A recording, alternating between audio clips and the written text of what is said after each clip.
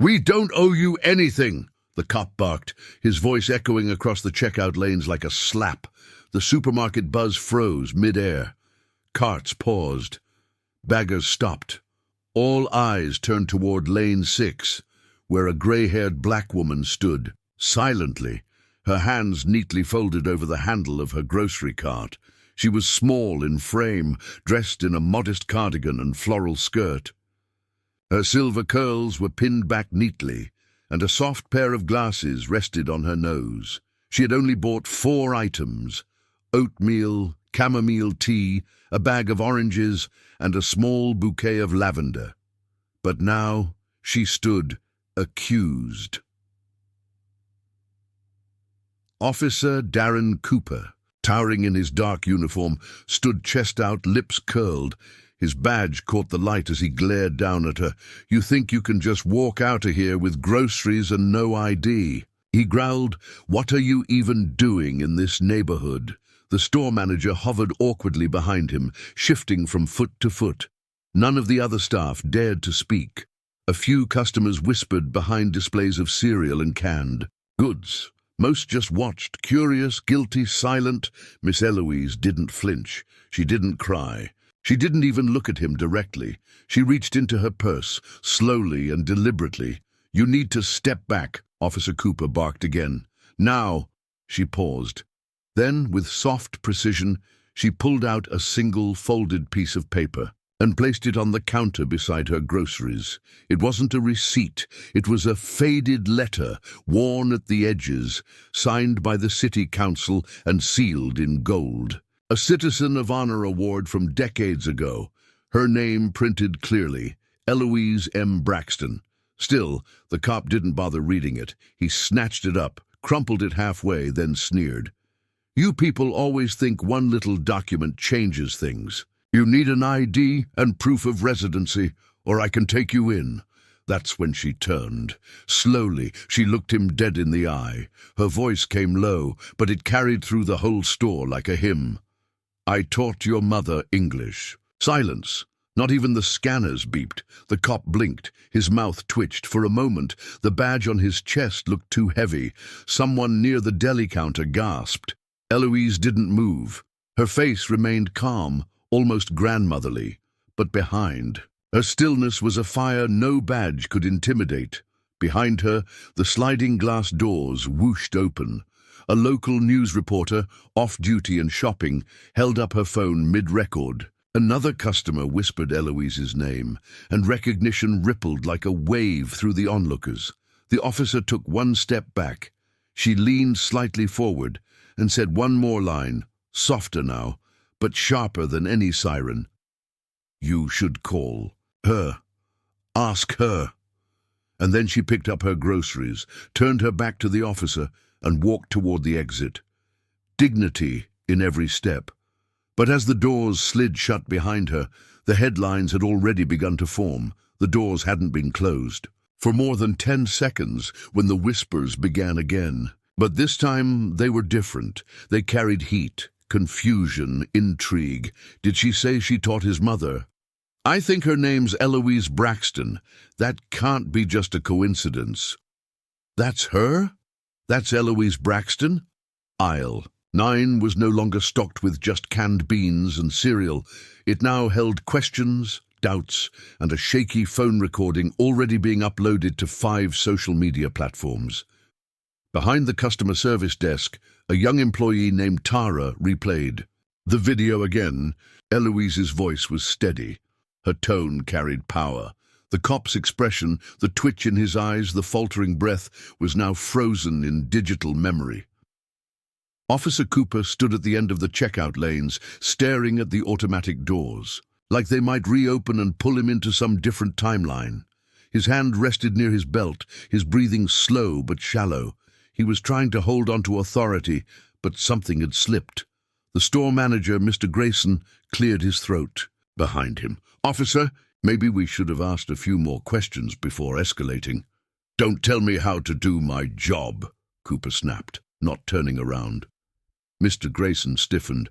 "Of course, I just thought you should know. That woman, Miss Braxton, Eloise, Braxton, she's well known in this part of the city.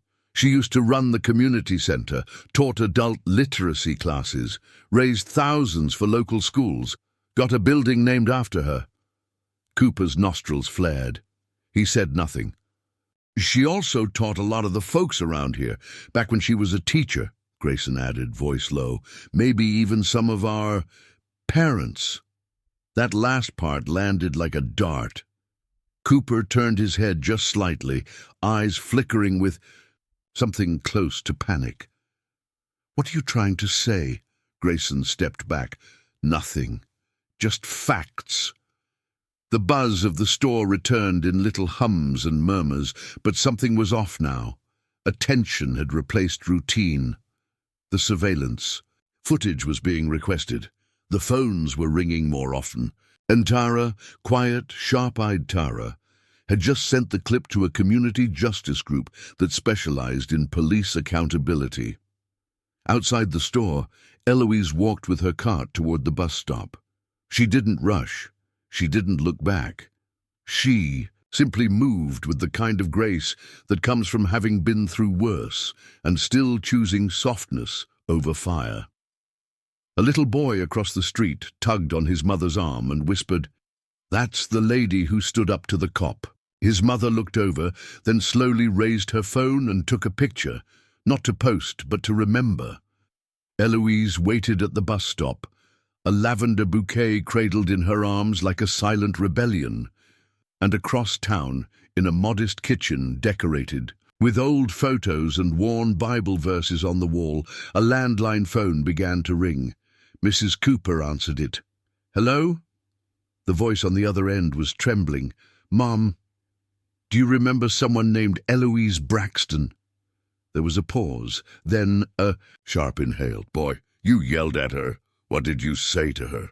The line crackled with tension. Darren Cooper stood in his apartment, one hand gripping the edge of his kitchen counter, the other clenched into a fist. He hated the way his mother's voice sounded right now. Shocked, angry, disappointed. "I didn't know who she was," he muttered. "You yelled at her?" His mother repeated, her voice rising. "You embarrassed Eloise Braxton in public. I thought she was—" He cut himself off. There was no good way to finish that sentence. "You thought what?" she snapped. "That she was some poor old black woman trying to steal oranges." His silence said everything. Mrs. Cooper exhaled slowly on the other end. "Darren, that woman saved my life. You know why I speak English like I do? Why did I even graduate high school? Because she stayed after class with me for a whole year, for free. She taught me how to read properly. She bought me my first notebook. And when your father walked out on us, she brought food to our door twice a week." Darren's lips parted, but no words came. "She was the reason I got that job at the library. That job paid for your school uniform, for your birthday parties, for your lunch boxes. Her. You don't owe me an apology. You owe her." His knees felt weak. He sat down slowly at the kitchen table, the wood creaking under his weight. "I didn't know," he whispered. "You didn't ask," she replied coldly. "And now half the city knows what kind of man you've become." She hung up. Across town, Eloise sat in her living room, a small lamp casting a warm light over her furniture. The apartment was neat, filled with books, framed photographs, and potted plants that had names and schedules. She was sipping tea when the knock came, not harsh, not rushed, a polite three-tap rhythm. She opened the door to find a woman in her late 20s standing there, holding a small notepad and a phone. "Miss Braxton?" the young woman asked. "My name is Imani. I'm a reporter for The Voice Underground. We cover local stories, especially injustice. Your story's blowing up online. I wanted to talk to you before the headlines twist it." Eloise regarded her for a moment. The girl's eyes weren't hungry for clicks. They were wide, soft, searching. She opened the door wider. "Come in," she said. Imani stepped inside, pausing at the smell of lavender and old wood. "I saw the video. What you said, those 5 words, people are calling it the calmest takedown of racism they've ever seen." Eloise gave a faint smile. "I didn't mean it to go viral. I just meant to go home." Imani nodded. Do you want to tell your side? What happened? Who are you? Eloise looked toward the bookshelf. A photo of her and the first class she ever taught rested there. The kid's all grown now, frozen in time. I think, she said slowly, it's time people remembered the things we've built. The things people like him try to erase, she paused. And maybe, I'll remind them, by morning the video had been reposted over 3 million times. The title varied depending on the platform. Racist cop screams at black grandma. Watch. Destroy him in 5 words. Calmest clapback of the century. You taught his mother. There were screenshots, freeze frames, captions written in bold white letters.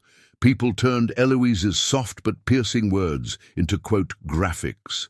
The footage played over and over again on morning shows, stitched into reaction videos, and narrated by TikTokers with commentary like, this man's soul left his body at that moment. She hit him with the wisdom of generations. And that, kids, is how you check a racist with class. Even news outlets that usually ignored neighborhood incidents picked up the story. Elderly black woman publicly confronts racist officer. Revealed to be local hero, the headlines read. At the precinct, Officer Cooper sat in a stiff chair outside Captain Ramirez's office. His phone had been buzzing non-stop all night, first with texts from colleagues, then with voicemails he couldn't bear to listen to. Some supported him, most didn't. He looked down at his hands. They were trembling slightly. Officer Cooper. Ramirez called. He stood and entered. The blinds were drawn. A file sat open on the desk. His supervisor's jaw was tight. We have a problem, Ramirez said bluntly. Captain, Ramirez held up a hand. Don't. Just listen. He flipped the file around. Inside were complaint forms, printouts of social media posts, and a list of emails, all demanding accountability. Eloise Braxton's name appeared in bold on multiple pages. She's not just anyone. She's a pillar, Cooper, a city educator, community mentor, Lifetime Achievement Award winner. You humiliated her. On camera. They didn't recognize her, he muttered. You shouldn't need to, Ramirez snapped. You're a cop. You protect everyone, not just the ones you recognize. There was silence for a moment. You're being put on administrative leave, effective immediately, the captain said coldly. And Internal Affairs is opening an investigation. Cooper didn't speak. He just nodded once, stiffly. As he walked out of the precinct, a group of activists were already gathering across the street. Some held signs. One had just 5 words. I taught your mother too. Meanwhile, back in her apartment, Eloise sat by the window, her tea growing cold on the side table. She watched birds gather near the feeder she'd set out. Imani's article had gone live that morning. She taught us all, the headline read. In it, Imani wrote, Eloise Braxton didn't just survive racism, she was educated through it. She didn't scream, she didn't fight. She reminded the world that legacy can be louder than hate. Eloise folded the paper neatly and placed it under her mug. She didn't need applause. She had already lived her story. But now, the city would remember it too. The precinct cafeteria, once filled with casual chatter and cheap coffee jokes, was eerily quiet. Officer Cooper walked in, his badge now tucked discreetly beneath his jacket. Conversations died mid-sentence. A few officers nodded stiffly. Most didn't look up. No one offered a seat. He grabbed a cup of coffee and stood at the back. He didn't sip it. Meeting in 5, barked Sergeant Lane, stepping out from the break room door. Command staff only. Cooper didn't move. Lane paused, looked directly at him, then added, that includes you. Inside the meeting room, blinds were closed and voices hushed. Captain Ramirez stood at the front, flanked by 2 city lawyers and a representative from Internal Affairs. A projector displayed a paused screenshot. Eloise's calm face, mid-sentence, Cooper frozen behind her, jaw slacking, rage cooling into regret.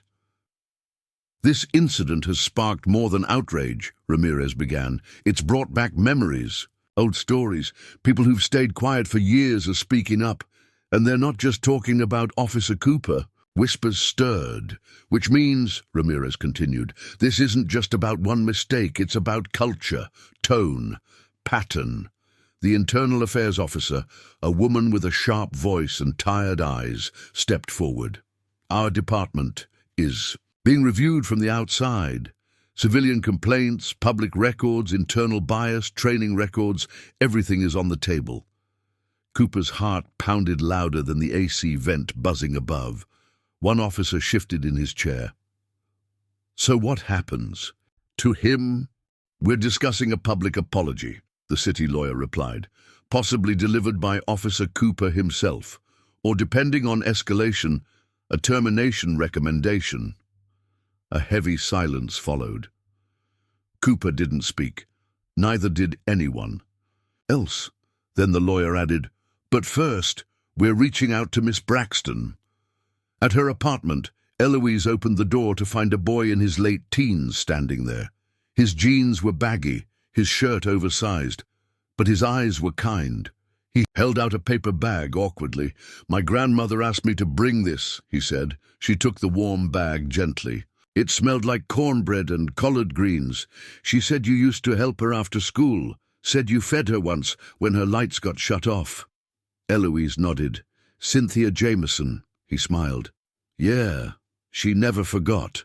He turned to leave, then hesitated. They're talking about you at my school. Kids think you're like a legend. Eloise gave a soft laugh. I'm just an old teacher who remembers too much.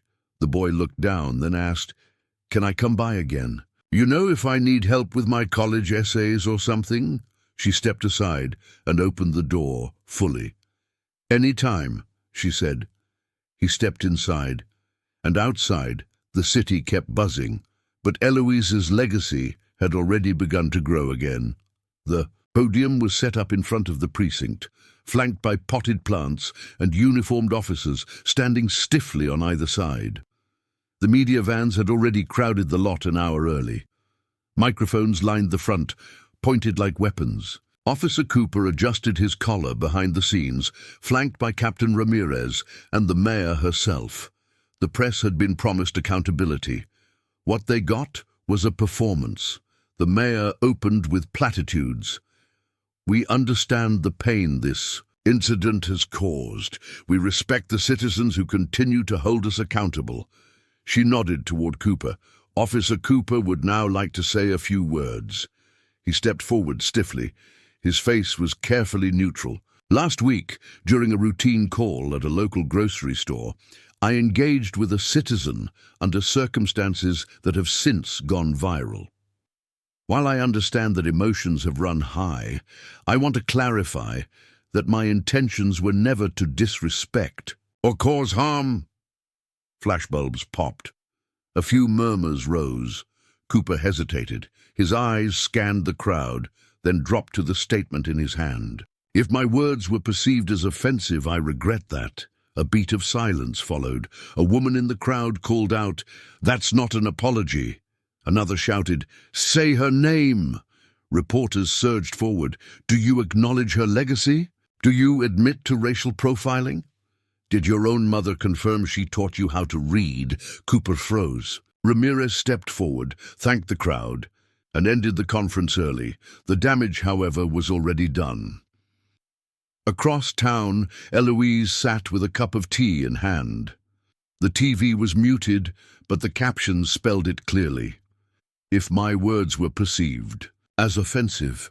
She blinked once, then turned off the screen. Her phone buzzed with messages from former students and friends. He hadn't said her name. He hadn't said sorry. She wasn't angry, just deeply, tiredly disappointed. A knock came at the door. Imani stepped in, breathless. They just blew it. Everyone saw it. They're trending for all the wrong reasons now. Eloise stood and walked toward the window. Outside, a group of young people had gathered on the sidewalk. Some held signs, apologized to Miss Braxton. Respect elders, respect truth. One girl stood quietly with a handwritten poster. My grandma says thank you. Eloise smiled gently. The city's listening. "Now," she said, "let's see who else learns." The school board office hadn't seen this much media attention in years. Journalists waited outside. A dozen local parents filled the back row of folding chairs. The discussion on the agenda was brief, but carried. Wait, the proposal to rename Jefferson Middle School to Eloise M. Braxton Academy. The motion was introduced by Mrs. Rivera, a retired teacher who had once worked with Eloise. She stood behind the microphone with steady hands and a firm voice. "We name buildings after war generals, athletes, and donors. Why not someone who taught a generation to read? Why not a woman who gave her life to this city without ever asking for anything in return?" There were murmurs of agreement. Then, a quiet clap from the back of the room. Within minutes, the vote was unanimous. Across town, in a much less celebrated room, Officer Cooper sat across from a new investigator. The walls were bare. The atmosphere is colder. This wasn't about damage control anymore. It was accountability. "Officer Cooper, do you recall attending the Oak Ridge Community Center as a child?" He nodded slowly. "Yes." "Do you recall the name of your reading tutor?" His brow furrowed. "It was Miss Ellie, I think." The investigator slid a printout across the table. It was an old flyer from the community center. "Reading Stars, led by Ms. Eloise Braxton, Mondays and Wednesdays, 3 p.m. Cooper stared at it. The paper looked familiar. He could almost feel the cheap plastic chairs, smell the dusty chalkboard, and remember the way her voice rose at the end of every sentence, with gentle insistence. "You knew her," the investigator said. "You sat at her table. She used to write gold stars next to your name." A lump formed in his throat.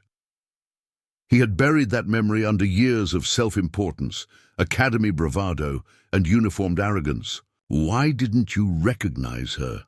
I never expected to see her like that at a grocery store." As he stopped himself before saying something worse, the investigator leaned forward. "What you saw wasn't less. It was everything. That raised you, and you tried to erase it in front of the whole city."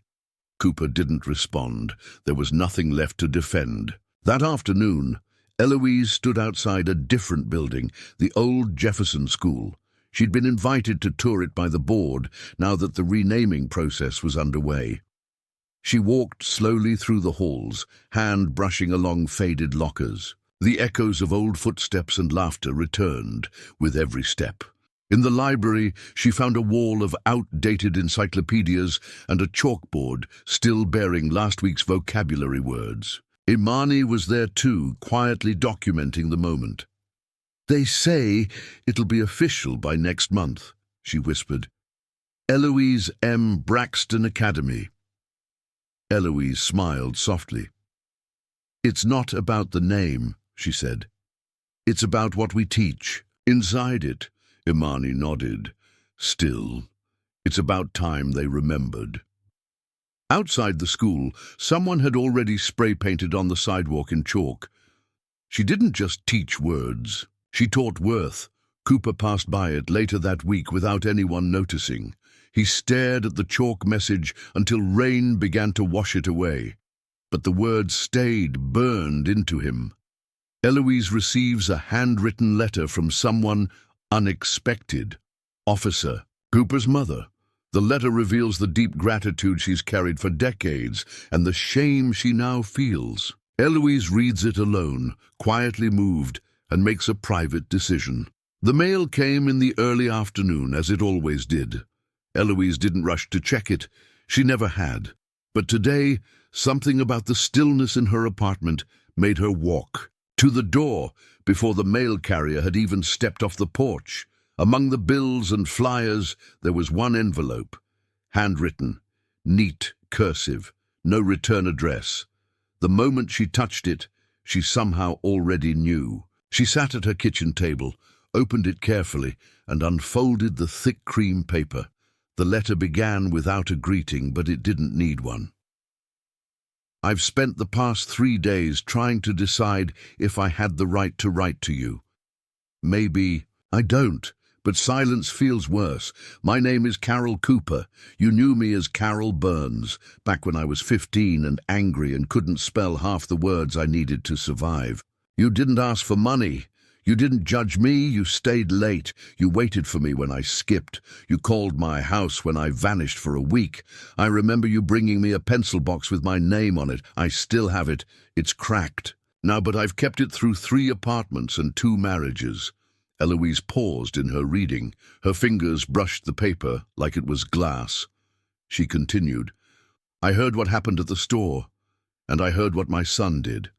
I want you to know I raised him better, but somewhere along the way, he stopped listening. He put on that uniform and forgot the people who built him. I'm sorry, I'm so sorry. I know it's not mine to ask, but if you have room in your heart, please pray for him. He's lost, and I don't know how to bring him back.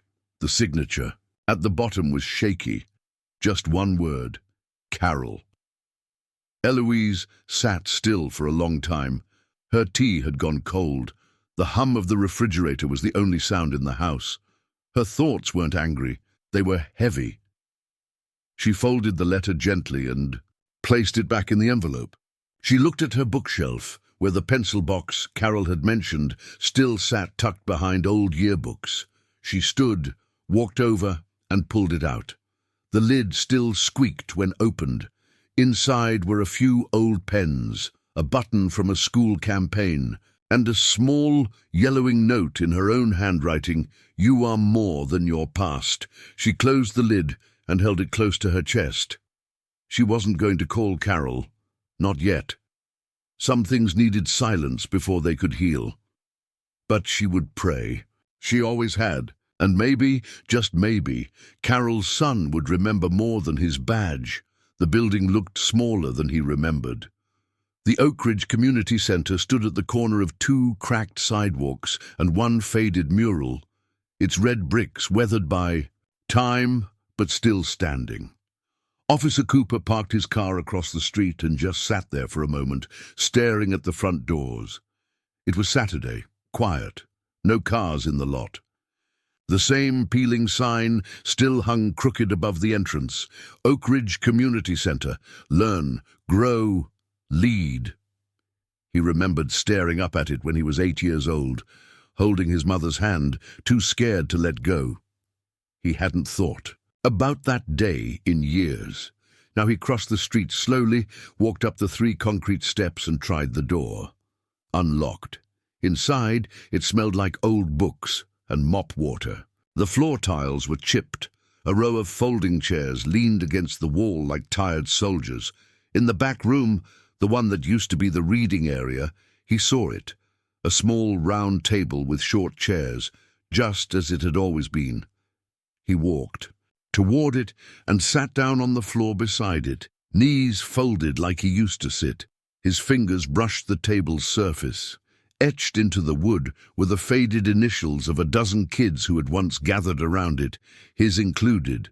DC+. He had scratched it when he was 9, with a broken pencil tip and the determination of someone who wanted to be remembered. He didn't remember who the plus was supposed to be, probably some childhood crush that never lasted past the spelling test. He leaned back against the wall and closed his eyes. He could almost hear her voice again. Not loud, not soft. Just firm, steady, reading aloud from books he couldn't understand then, teaching him how to sound out dignity, how to spell respect, how to listen. He opened his eyes slowly, and for the first time in a long while, his badge felt heavy in his pocket. Not powerful, burdensome. That evening, across town, Eloise stood inside the Lewis Street Baptist Church, surrounded by the warm hum of old. Friends, neighbors, and former students. The community had organized a thank you circle, a small event where people shared stories, sang songs, and honored the ones who shaped them. Eloise didn't want a spotlight, but they gave her one anyway. They passed a microphone like an offering. One man stood and said, I was in jail at 17. She sent me books until I got out. A woman followed, tears in her voice. Came to my graduation even after I dropped out twice. Another. She taught my mom. Then me. Then my daughter. The circle grew. The warmth grew. Eloise sat quietly, hands folded in her lap, listening, not with pride, with peace. As the evening ended and people began to leave, Imani approached her, camera tucked away, notebook closed. "You okay?" Eloise nodded. "This isn't for me," she said. "It's for the ones still learning how to rise." Imani tilted her head. "You think he'll ever come here? The officer?" Eloise didn't answer right away. She looked out the window at the dark sky. Some people take longer to remember where they came from. Imani didn't press further. She just sat beside her, both women surrounded by the echoes of gratitude. As the church slowly emptied into the night, and somewhere across town, Darren Cooper stood alone in a dusty community center, tracing his name on a table where he once learned what it meant to be seen. The stage was small, intimate, framed by deep blue curtains and warm lights. A national network had invited Eloise to join a televised panel titled "When Dignity Speaks, Race, Memory and Modern Justice." She hadn't planned on accepting, but when the invitation mentioned it would be hosted by Maya Cross, a former student turned journalist, she changed her mind. The studio was packed.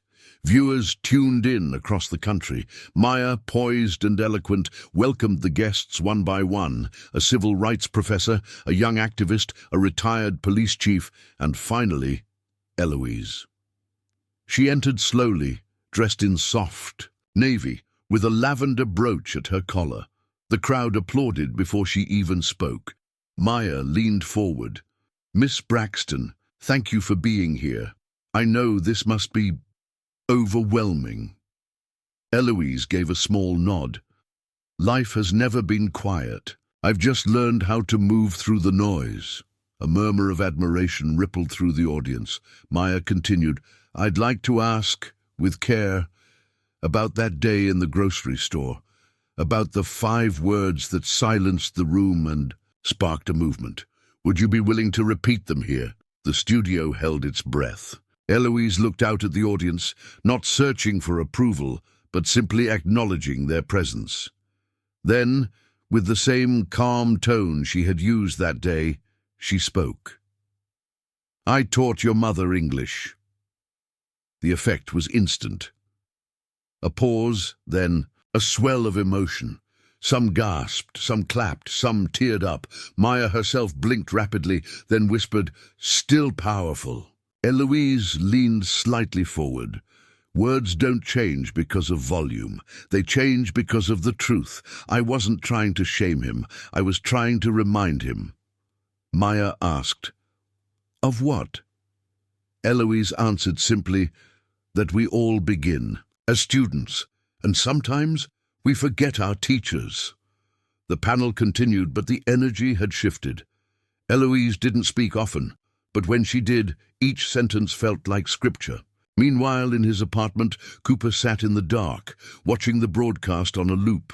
He had turned off his phone, shut the blinds, just him and the screen.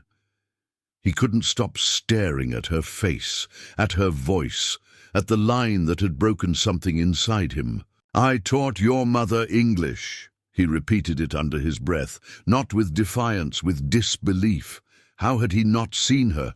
How had he yelled at someone who gave his own mother the tools to survive, who gave him, indirectly, the chance to even wear that uniform?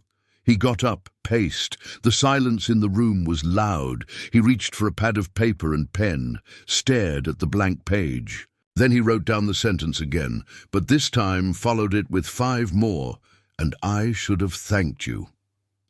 Back at the studio, the program ended with a standing ovation. Maya embraced Eloise, whispering something only the cameras couldn't catch. Eloise smiled, but said nothing. She didn't need to. The world had heard her already. The apartment building looked the same as it did in the video. Modest, clean, with white curtains fluttering behind second-story windows. Officer Darren Cooper stood at the entrance for 10 full minutes before he rang the bell. He was in plain clothes, no badge, no weapon, just him. And the words he still wasn't sure he could say out loud. The door opened slowly. There she stood, smaller than he remembered, older, but still with that quiet gravity that made the world around her seem to slow down. Neither spoke for a moment. Then he said, voice low, "Miss Braxton, my name is Darren." She finished softly. "I know." His throat tightened. "May I come in?" She nodded once and stepped aside. The living room was warm, scented faintly of lemon polish and dried lavender. He noticed the books, the framed faces of children, the pencil box on the shelf. She sat in the armchair by the window. He remained standing. "I watched the interview," he said. "I saw what you said. I heard everything." She looked at him, her expression unreadable. "And?" He took a slow breath. "There's nothing I can say that makes what I did disappear.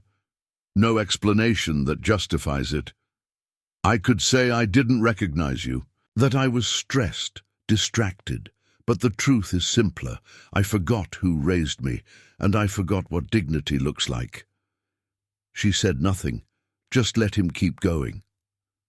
"I remember now," he continued, voice cracking, "the way you used to. Write gold stars next to my name. The time you told me I was more than what people expected. You gave me tools, and I used them to build walls instead of bridges." He reached into his jacket pocket and pulled out a folded letter. "I don't expect forgiveness, but I needed to write this, to say it right, without cameras, without scripts." He placed it on the coffee table and stepped back. Eloise finally spoke. "You were a child, and then you became a man, but somewhere between the two you stopped listening." He nodded slowly. "I did." She leaned forward, hands folded. "Dignity isn't about silence. It's about remembering who you are when no one's clapping." He looked down. "I don't know who I am anymore." Her eyes softened. "Then, you're ready to start learning again." A silence settled between them, not cold, not sharp, just heavy with truth. After a moment, she gestured toward the couch. "Sit, I'll make tea." He blinked. "You don't have to." "I didn't do it because I had to before, Darren. I did it because someone needed to." He sat down slowly as she rose, moving toward the kitchen with steady grace. He watched her, for the first time, not as a stranger, not as a story, but as a teacher, still teaching, even now. He looked at the pencil box on the shelf, the faded star still scratched on its lid, and for the first time in years he felt, small in a good way, like someone who might still grow. The tea steeped in silence. Eloise moved slowly, with practiced hands, as if every step of making it mattered. 2 cups, no sugar, a splash of milk. She returned to the living room, placed his cup in front of him, and settled back into her chair.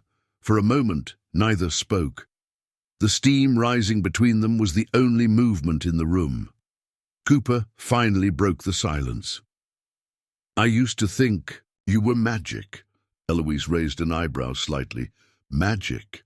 Back when I was a kid, you'd read something out loud and suddenly it made sense. I thought only magic could make letters stop floating."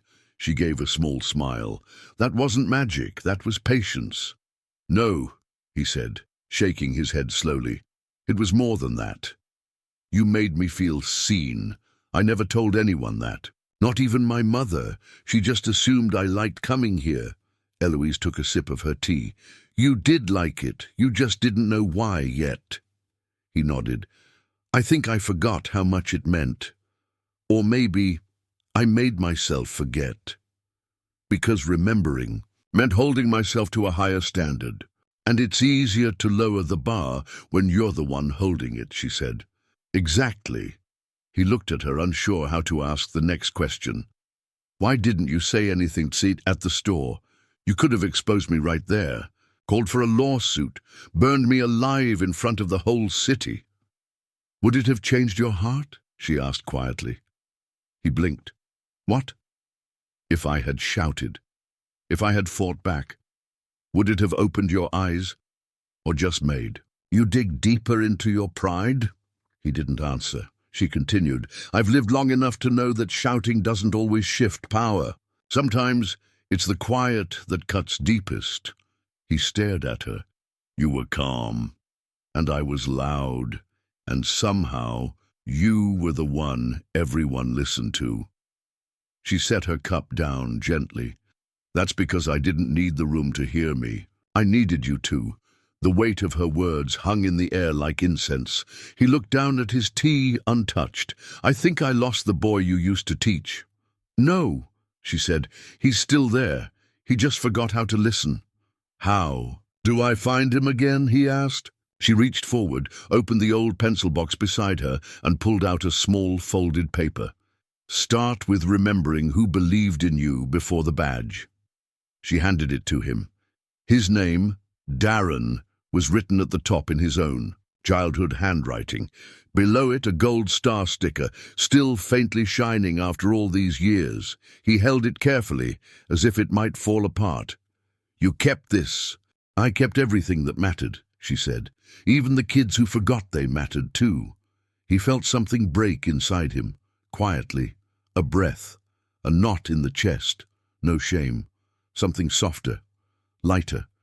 He finally took a sip of the tea. It was perfect. She smiled faintly. Still don't take sugar, do you? He laughed once, small but real. No, never did. They sat together a while longer, sipping tea, letting memory fill the spaces between words.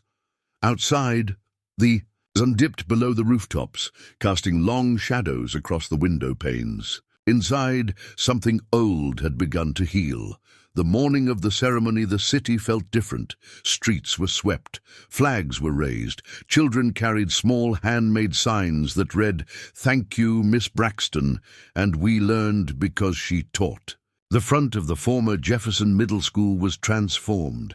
A fresh coat of white paint glowed under the spring sun, and a brand new sign stood ready to be unveiled, draped in velvet cloth. Eloise arrived quietly. She didn't ride in a limo, didn't walk a red carpet. She came in a modest car with Imani and slipped in through the side gate. She didn't want to be the center. She just wanted to witness. The principal, a young black woman named Mrs. Green, stood at the podium. Her voice trembled only slightly as she spoke. Today we name this school after someone who taught more than words. Someone who gave this city a vocabulary for justice, for dignity, and for belonging. She turned toward the crowd. Miss Braxton, would you join us? The crowd erupted into applause, not thunderous or frenzied.